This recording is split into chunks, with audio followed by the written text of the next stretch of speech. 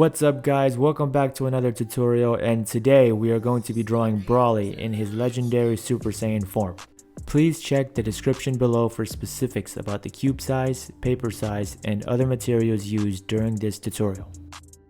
We'll start this one by drawing the outline of his face. We'll have his jawline end along the middle of the cube.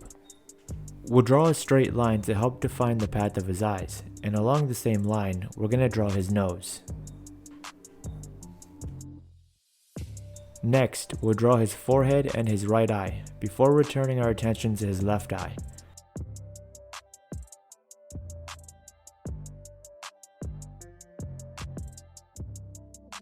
Start by drawing his eyebrow, which is going to take an angular shape, rather than the traditional curve shape.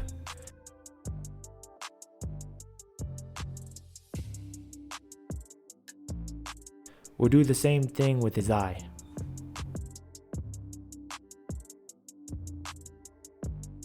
His mouth is going to stretch a good distance from the bottom of his nose toward his chin. And following the same theme of his eyes, we're going to use lots of angles in creating the outline of his mouth.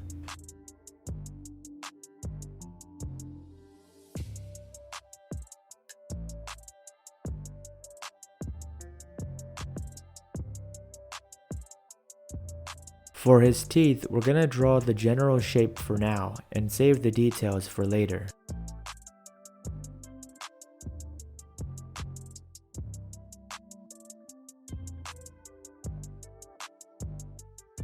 We're going to draw some lines around his mouth, which I think are going to define his lip, but will definitely give him a more chiseled and defined look. At this point, he's actually starting to look a little bit like All Might from My Hero Academia. Next, draw some more details around his eyes and his mouth.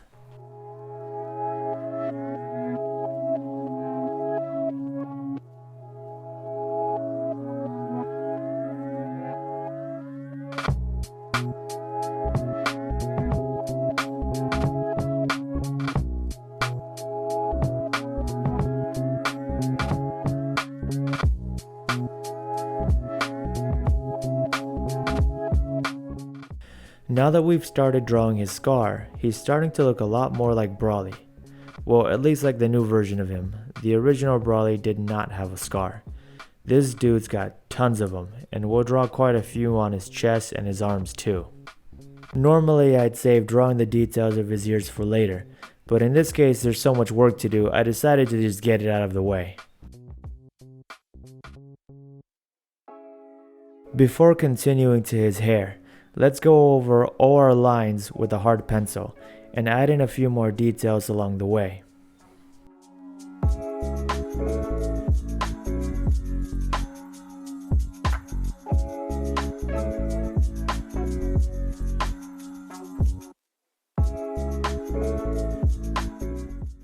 For his hair, we'll start by drawing the hair that's closest to his face first.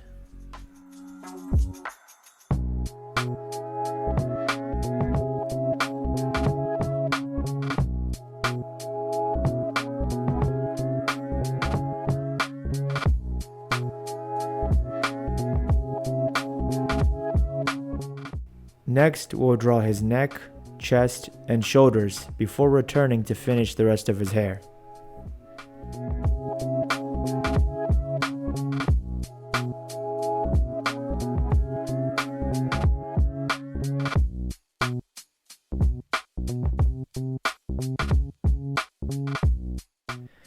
Okay, so if you're familiar with this channel, you probably know that I forget to record a lot. That's because due to my schedule, I have to break my drawing time into many different sessions, which is not ideal because it leads to mistakes like this.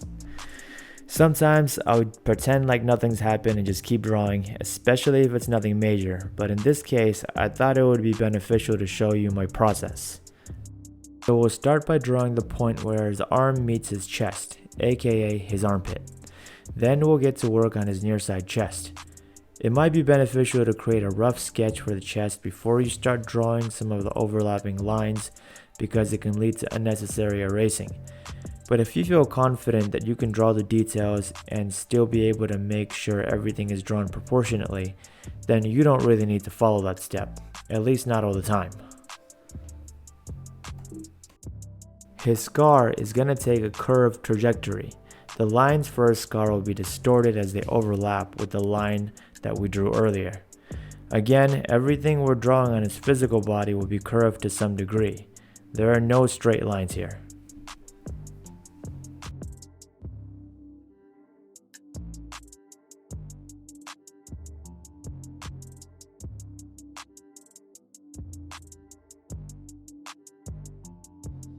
It may be hard to tell here, but I actually drew his left shoulder way too small. I'll come back to fix that later. For the top of his hair, I'm sure you'll see in a lot of videos where people draw the shape of the hair before filling in the details. But because the shape of his hair is a bit odd, and because of the angle that he's facing, I opted to just jump straight into drawing the individual strands. You'll have to be careful because doing things this way could easily lead to drawing the hair too small or too large. To avoid making that mistake, just make sure you place the starting cube in the area specified in the description. If you do that, then you'll know exactly where the tip of his hair ends, which is near the very top edge of the page.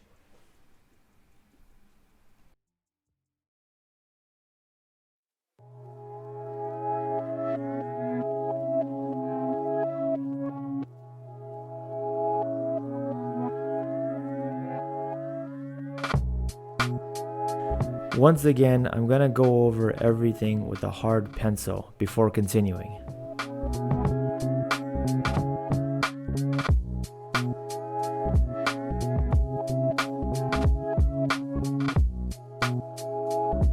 Now we can get to work on drawing his torso, and just outside of his torso we'll draw the outside of his right arm. For his abs, we'll start with a rough sketch of the outside lines. We need to take this step to avoid making his abs too large or too small. In this case, his abs will stretch from one end of his torso to just outside of our original cube. First, we'll divide his abs vertically using two lines. After that, we'll divide his abs horizontally, and here the curve in the lines will be even more pronounced, resembling almost a hook. Now we'll just draw the outline of his ribs before getting to work on his left fist. So unlike the rest of his body, I'll be using a rough sketch this time because I could tell straight away that it's going to be very difficult to guess its size, and I very likely could have drawn it too small or too large. The beauty of sketching the general shape of the fist first is that you can continue drawing the rest of the picture because you could always go back to finish the details of the fist later on. His right hand seems to be a lot less complicated, so I'm just gonna jump straight into drawing every detail.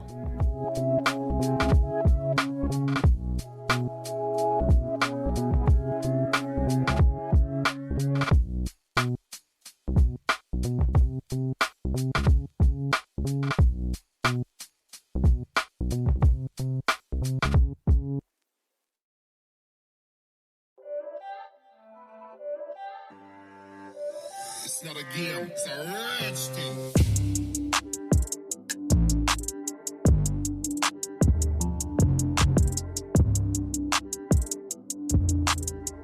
Coming back to his left hand, I'm going to draw the general outline of his fingers and his knuckles before moving on once again. There's still a great deal of detail that we need to draw here, but we'll come back to it later.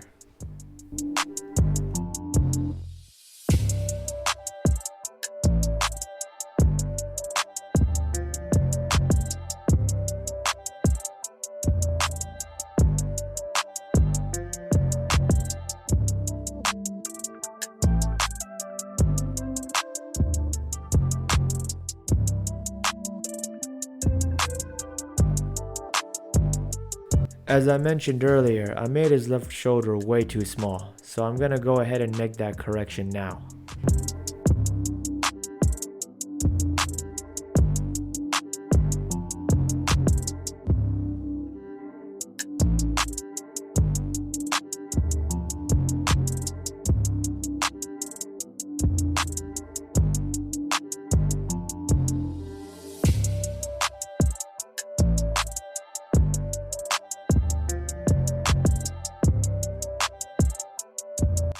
Okay, now we can finally move on to the rest of his body. We'll start by sketching the outline for the cloak that's wrapped around his waist.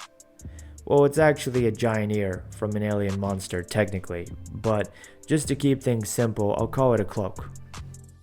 After drawing the general outline, we can start filling in some details.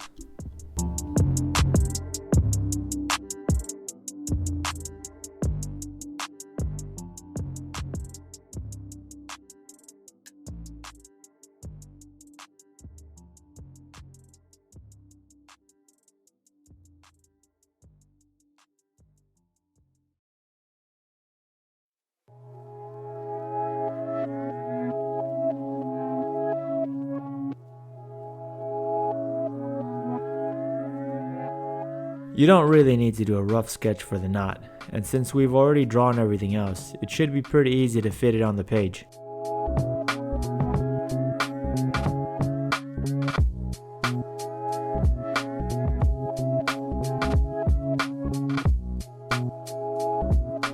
We're basically just drawing the folds from one side of his waist to the other.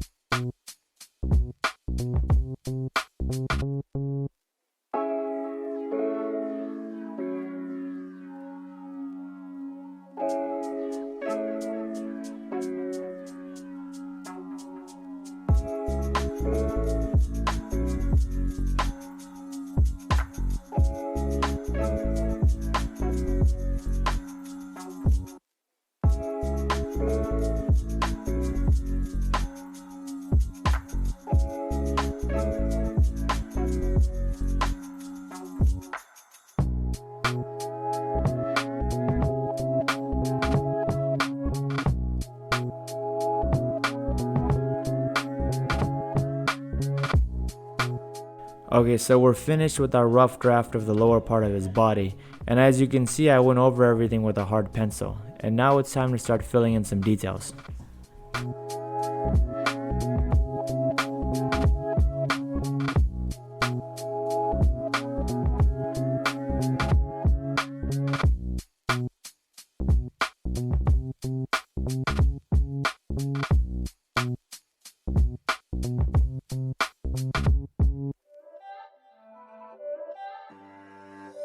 It's not a game, it's a rich thing.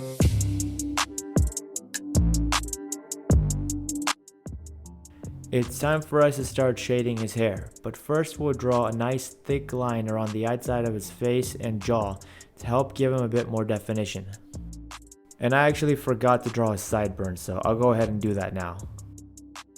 For his hair, I'll go one individual piece at a time. It might not seem like I have much of a process, but I'm basically just drawing the outline for the area that I'm going to shade, then filling it in. There might be some extra lines that I just draw on there, but generally we're only going to create the effect of a line with our shaded regions, if that makes any sense.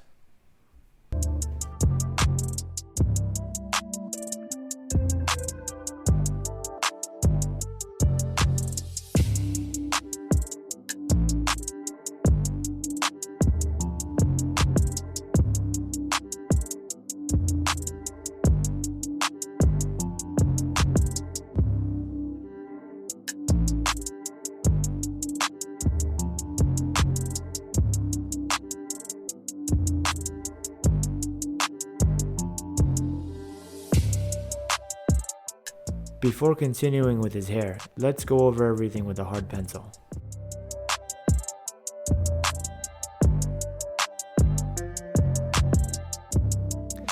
Try not to make the shaded regions on the hair too dark, because his hair is supposed to be a lighter color. But don't make it too light either, because you can see we're also using a second layer of shade in his hair, and we want there to be some contrast.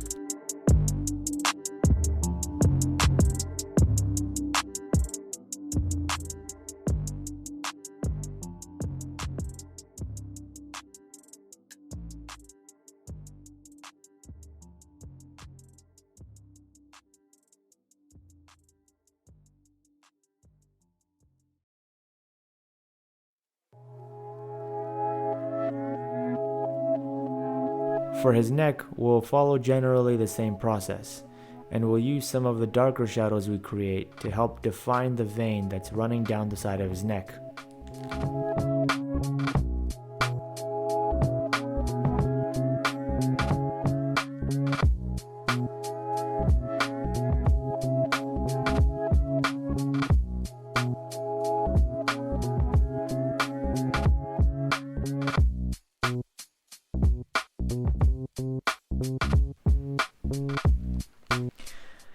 Now we can finally get to work on his face. We'll draw some thick black lines to help define his mouth and add some subtlety by mixing in a lighter shade.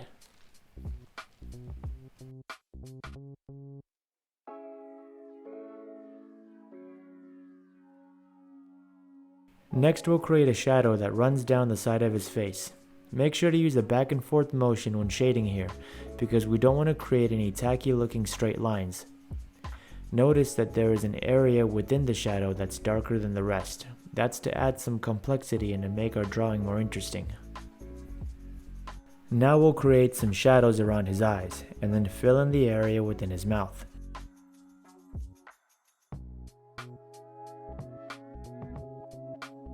Again, we'll use a back and forth motion here, and we won't fill in this area completely, so there should be some white spots remaining between the lines in his mouth.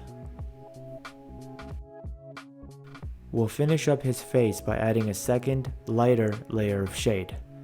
When trying to create a lighter layer of shade using a drawing pencil, always hold the pencil close to the top. That helps to reduce pressure from the lead on the paper.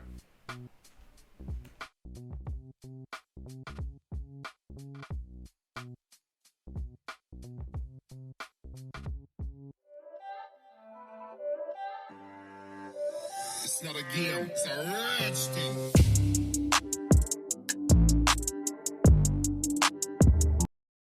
Now we'll basically apply the same process to the rest of his body. First, we'll create a thick black line around the outline of the area that we're going to shade.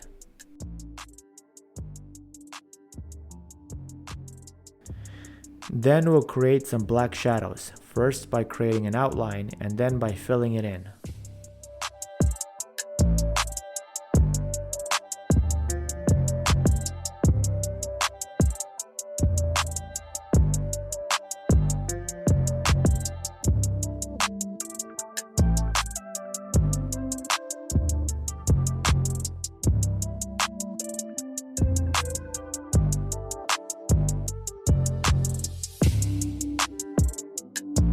Finally, the last step will be for us to add a second layer of shade. We'll follow the same three-step process of creating a thick black line, creating shadows, and adding a secondary layer of shade. The same process for the remainder of the video. And then we'll do a quick review when everything is finished.